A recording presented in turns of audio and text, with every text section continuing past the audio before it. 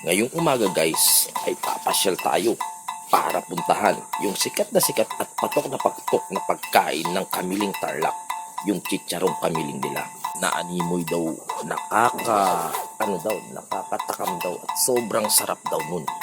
At sinimulan na nating bumiyahe mga kabiyahero. Ito ay mahigit kumulang, siguro ang biyahe ko is 45 minutes sa layo ng Kamiling Tarlac.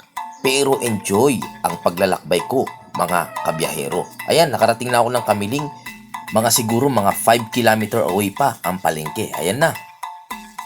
Nakarating na tayo dito sa palengke o bayan ng Kamiling. Ayan o, nakakapagod. Let's start sa paglalakad at hanapin na natin yung pinagbibilhan ng chicharong kamiling. Magtanong tayo. Father, saan po yung dito? Nagtitinda ng chicharong kamiling? Ay, dito po. Sige po, thank you po. Alam nyo ba, ang mga tao dito sa Kamiling Tarlac ay marunong silang magkapampangan, marunong din silang magtagalog, at syempre, marunong din silang mag-Ilocano.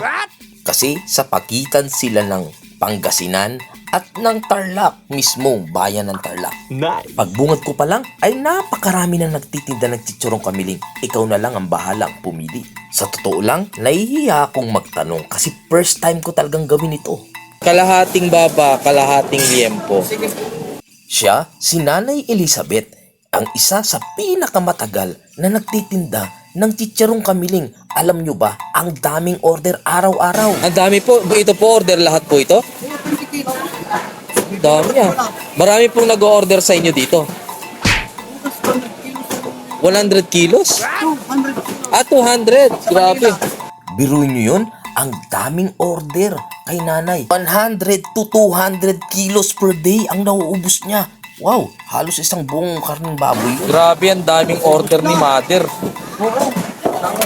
Biruin mo, 200 kilos. Talaga. Ano po, ilang taon na po kayo nagtitinda ng ganito? 40 years na. 40 years na po, grabe. Minana ko ito sa lola ko, tapos nanay, tapos... At ito pala'y minana pa niya sa mga lolo at lola niya. Kaya kayo, kung gusto nyong pumasyal dito sa Kamiling, daanan nyo sa Elizabeth Laza. Wow. Ito ay special chicharong kamiling na talagang mapapatakam ka sa sobrang sarap ng mga chicharon nila.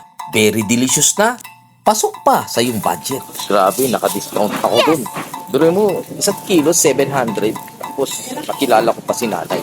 At bago ako umuwi, syempre, hindi ko mapigilang hindi tikman itong chicharong kamiling na talagang pinagmamalaki nila. At syempre, ito yung pinakamasayang parte ng isang biyahero. Hindi mawawala sa isang biyahero ang mag-stay doon sa mga malililim na lugar na ganito kaganda at kalamig sa ilalim ng mga puno.